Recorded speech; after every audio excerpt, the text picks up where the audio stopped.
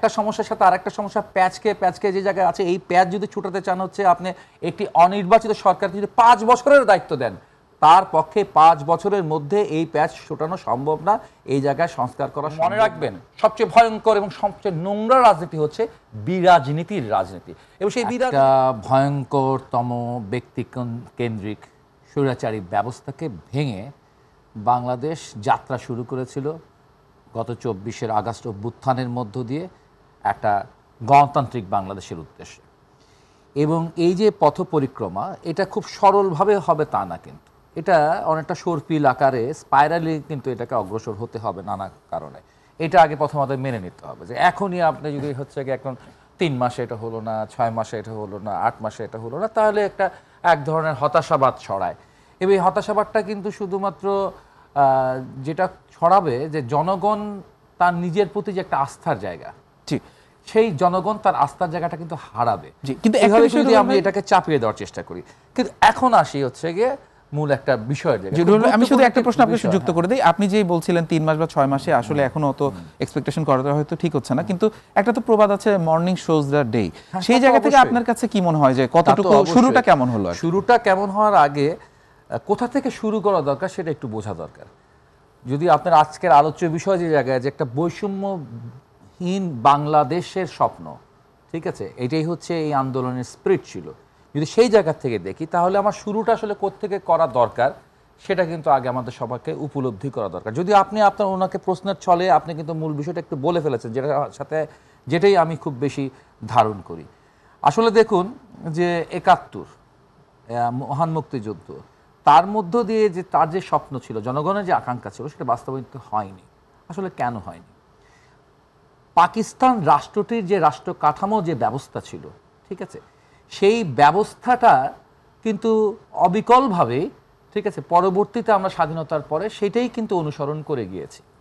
আমরা আমাদের কিন্তু রাষ্ট্রের যে ব্যবস্থা ছিল, রাষ্ট্রের যে হচ্ছে গিয়ে মানে সিস্টেমটা ছিল, এবং একই সাথে যে আর্থসামাজিক প্রেক্ষাপটে পাকিস্তানে বৈষম্য তৈরি হয়েছিল, আঞ্চলিকভাবে বৈষম্য তৈরি হয়েছিল, এবং পাকিস্তানের বিভিন্ন প্রদেশের মধ্যে বৈষম্য আছে আজও।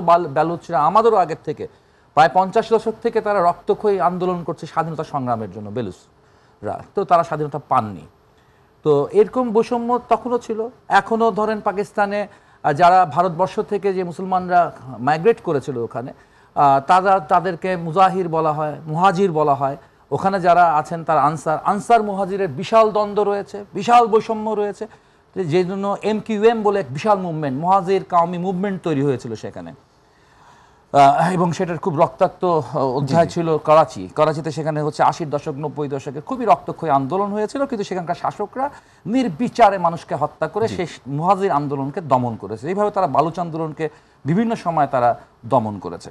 কিন্তু ওই যে বৈষম্যের যে বৈশিষ্ট্যটা ছিল পাকিস্তান রাষ্ট্রের, সেইটাই কিন্তু আমরা আমাদের স্বাধীন বাংলাদেশে সেই ব্যবস্থাটাকে বদল করতে পারি নাই।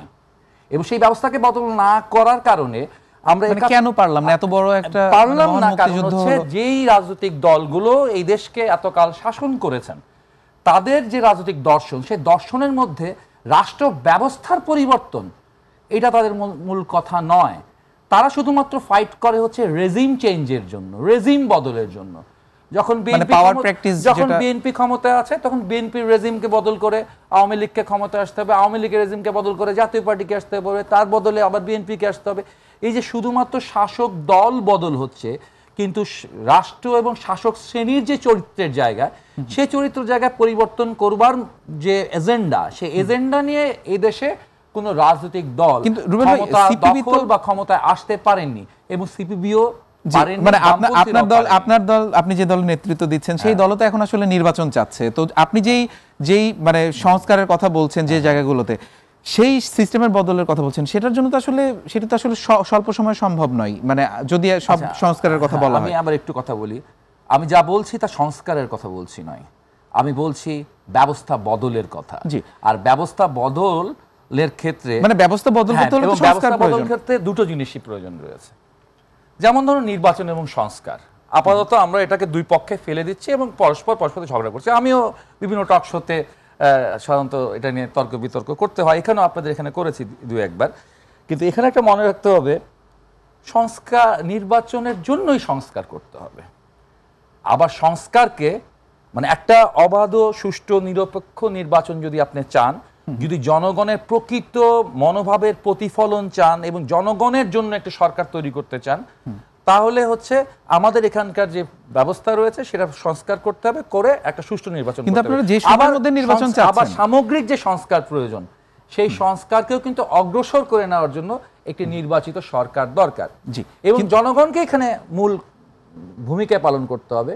যে জনগণ যদি বাংলাদেশকে বদল করতে চায়, আদৌ যদি বৈষম্যহীন বাংলাদেশ করতে চায়, আদৌ যদি রাষ্ট্রটাকে সংস্কার করতে চায়, তাহলে তাদেরকে সেই নেতৃত্বকে নির্বাচিত করতে হবে। আগামী নির্বাচন অবশ্যই গুরুত্বপূর্ণ, কিন্তু আপনারা তো, আমি যতদূর জানি, আমি যদি ভুল না করি, যে আপনারা ডিসেম্বরের মধ্যে নির্বাচন চাচ্ছেন, মানে সেটি কি আপনার কাছে কি মনে হয় একটু তড়িঘড়ি হয়ে যাচ্ছে? না, এটা কোনো মতেই তড়িঘড়ি নয়, ঠিক আছে, এটা মোটেও তড়িঘড়ি নয়। বরঞ্চ এই ব্যাপারটা যদি হচ্ছে আপনি ধোঁয়াশা রেখে দেন, ঠিক আছে, তাহলে সমগ্র বিষয়গুলোকেই প্রশ্নবিদ্ধ করা যাবে, ঠিক আছে, প্রশ্নবিদ্ধ করা যাবে যে এখানে একটা অনির্বাচিত রেজিমকে দীর্ঘদিন চালু রাখা, কিংবা হচ্ছে একটা আমেরিকান সমর্থক একটি সরকারকে হচ্ছে গিয়ে ক্ষমতায় রাখা, ঠিক আছে, নানানভাবে এটা হচ্ছে গিয়ে একটা বিরাজনীতিকরণের রাজনীতি বলে একটা কথা আছে।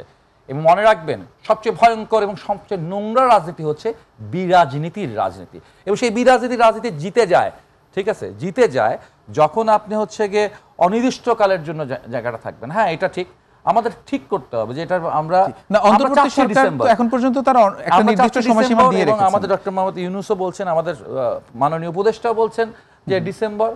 কিন্তু এখানে আবার তিনি জুনের আগামী জুনের কথা বলা হয়েছে, নয়তো জুন।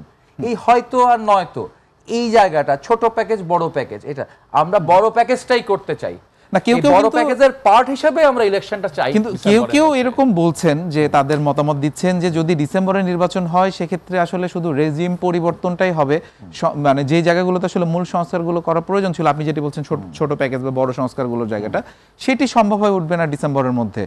আপনার কি মনে হয় যে এটি ডিসেম্বরের মধ্যে সম্ভব কিনা? এই জায়গাটা সামগ্রিক পরিবর্তন কখনোই ডিসেম্বরের মধ্যে সম্ভব না, কিন্তু একটা ধারাবাহিক পরিবর্তনের হচ্ছে মানে শক্তিশালী আরম্ভ, ঠিক আছে, একটা প্রারম্ভ সম্ভব এই ডিসেম্বরের মধ্যে, ঠিক আছে। কারণ আপনার এত বছরের, কারণ এখানে অনেকগুলো বিষয় রয়েছে, ব্রিটিশ আমলের সমস্যা, ঠিক আছে, পোস্ট কলোনিয়াল সমস্যা, পাকিস্তান আমলের সমস্যা, বাংলাদেশ আমলের সমস্যা, তারপর বিগত 15 বছরে এটা আরো স্পেশালাইজ সমস্যা হয়ে আসছে, ঠিক আছে, 15 বছর আরো মারাত্মক মানে সমস্যা হিসেবে দাঁড়াইছে। ফলে এই এত একটা সমস্যার সাথে আর একটা সমস্যা প্যাচকে যে জায়গায় আছে, এই প্যাচ যদি ছুটাতে চান হচ্ছে আপনি একটি অনির্বাচিত সরকারকে যদি 5 বছরের দায়িত্ব দেন, তার পক্ষে 5 বছরের মধ্যে এই প্যাচ ছুটানো সম্ভব না, এই জায়গায় সংস্কার করা সম্ভব না, ঠিক আছে। আরো একটা বড় বিষয় আছে, সবচেয়ে বড় চ্যালেঞ্জের জায়গা যেটা হচ্ছে সেটা হচ্ছে ব্যবস্থা বদলের চ্যালেঞ্জ। সেই ব্যবস্থা বদলের ক্ষেত্রে সেই শ্রেণী চরিত্রের রাজনৈতিক দলের বা রাজনৈতিক শক্তির উত্থান, মানে নতুন যদি কোনো দল মানে নির্বাচনের মাধ্যমে যারা আসবে তারা আসলে কি এই সমস্যাটা সমাধান হবে আপনি মনে করছেন? সেটা জনগণ যাদেরকে নির্বাচিত করবে জনগণের উপর নির্ভর করে। না, মানে জনগণ তো নির্বাচন করবে, কিন্তু আমি বলছি সমস্যার সমাধান আসলে জনগণের উপর নির্ভর করে। জনগণ যদি একটি পশ্চাৎপদ বা একটা রক্ষণশীল দলকেই হচ্ছে গিয়ে ক্ষমতায় আনে, তাহলে কোনো পরিবর্তন হবে না, যা ব্যবস্থা আছে সেই ব্যবস্থাই রক্ষা পাবে।